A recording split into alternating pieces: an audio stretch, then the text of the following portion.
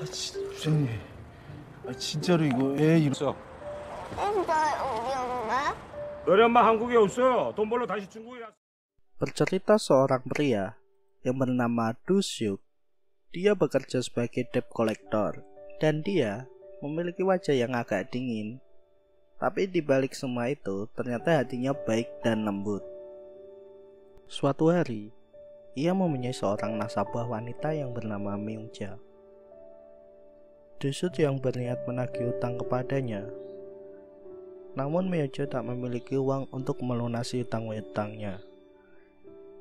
Myung-ja berjanji akan segera melunasi hutang-hutangnya dan meminta keringan waktu untuk membayarnya. Syuk meminta jaminan agar dia dapat percaya. Tapi Myung-ja berkata, "Aku tidak memiliki apa-apa untuk sebagai jaminan. Bagaimana caranya aku memberikan jaminan untukmu?"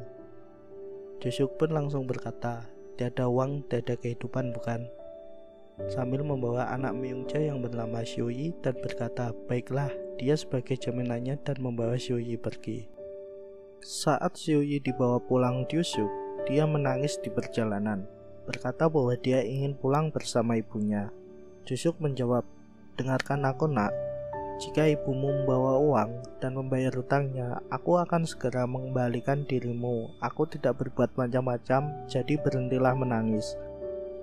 Dan scene berganti, diperlihatkan Myung-ja berada di telepon umum untuk menghubungi saudaranya dengan maksud untuk meminjam uang. Tapi setelah itu, dia didatangi dua polisi dan ditangkap karena ia merupakan imigran yang tidak resmi atau ilegal, sehingga Myung-ja mendapatkan deportasi dari Korea Selatan.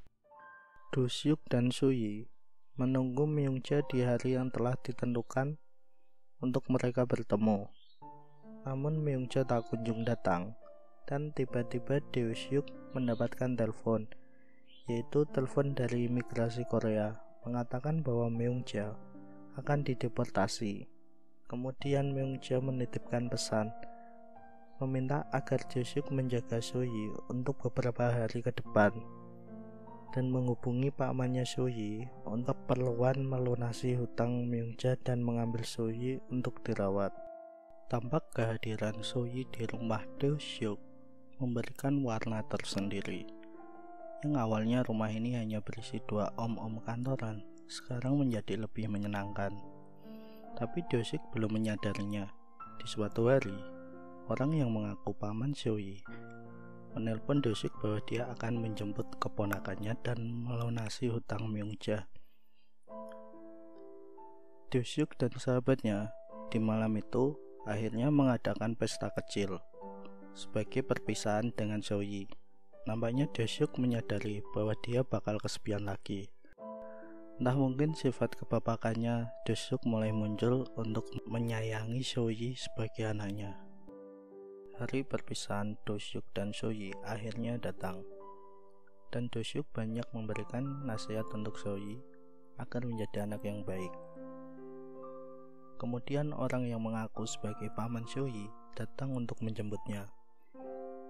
Nampak Du Syuk berwajah lesu kurang semangat di perjalanan pulang. Jung Bae yang merupakan sahabat Du Syuk bertanya, "Kenapa pada dirimu nampak seperti ayam yang sakit, kurang bersemangat?" Mungkin Du Syuk masih merindukan sosok Shuyi. Rasa kerinduan terhadap Shuyi masih terasa. Akhirnya Du Syuk mencoba menghubungi nomor paman Shuyi untuk menanyakan kabar Shuyi. Tapi telepon Du Syuk tidak pernah diangkat oleh pamannya.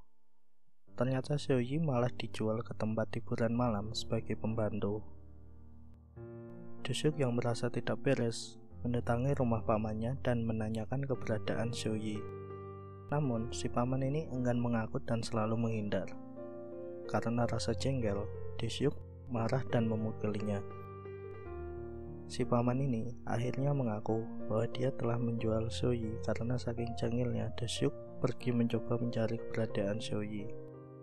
Segala cara telah dia coba, namun selalu gagal.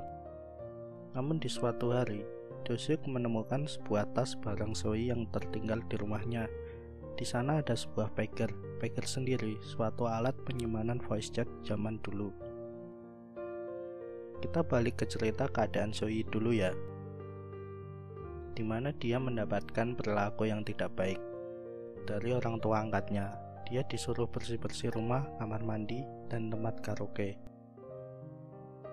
Namun saat hendak membersihkan tempat karaoke, ada sebuah pelanggan yang mabuk dan melemparkan botol kaca, dan pecahannya mengenai wajah Soyi. Soyi yang merupakan masih anak kecil, dia pun menangis kesakitan. Dia merasa tidak betah untuk tinggal di sini. Dia mencoba mencari cara agar bisa keluar dari tempat ini. Dia mencoba menghubungi Paman Dosyuk agar dia yang merawatnya saja. Namun dia selalu salah nomor karena dia tidak memasukkan kode wilayah tempat tinggal Dosyuk. Pager yang ditemukan Dosyuk itu merupakan punya ibu Soyi.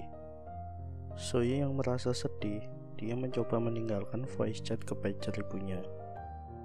Di suatu malam, pager milik ibu Soyi mendapatkan pesan.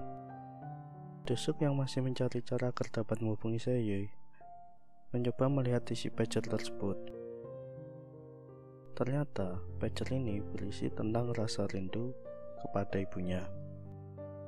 Dosyuk yang menemukan titik terang akhirnya mencoba mengirimkan voice chat melalui pager milik ibu Soyi. Di suatu malam, Soyi yang melihat bahwa pagernya mendapatkan pesan dari ibunya. Dia mencoba membukanya, ternyata berisi voice chat dari Paman Dosyuk. Paman Dosyuk memberikan alamat telepon rumahnya dan kode alamat wilayahnya.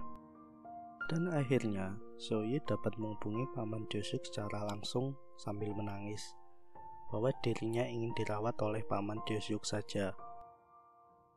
Paman Dosyuk menanyakan, "Di mana alamatmu? Aku akan segera menjemputmu," seperti seorang ayah yang rela berkorban demi seorang anak putrinya. Sampai di alamat yang telah diberikan Soyi, Paman Dosyuk langsung bergegas mencari Soyi. Dia menemukan Soyi terkunci di dalam rumah dengan perban pipi di pipinya sambil menangis. Dosyuk pun yang kesal akhirnya memecahkan pintu kaca dan mengambil Soyi dan memarahi orang tua angkat Soyi karena telah membuat Soyi terluka. Nampaknya Paman Dosyuk sangat menyayangi Soyi seperti putrinya sendiri. Dan akhirnya dia memutuskan untuk membawanya pulang dan merawatnya saja. Jujur, untuk momen ini saya merasa sangat terharu atas perjuangan Paman Dosyuk untuk menyelamatkan Soyi. Dan akhirnya kita sampai ke penghujung cerita. Untuk lanjutannya berada di part 2, ditunggu ya. Dan jangan lupa untuk like, subscribe, komen jika kalian menyukai konten seperti ini, agar seterusnya saya semangat untuk berkarya. Selamat malam para insomnia maupun para kebeter.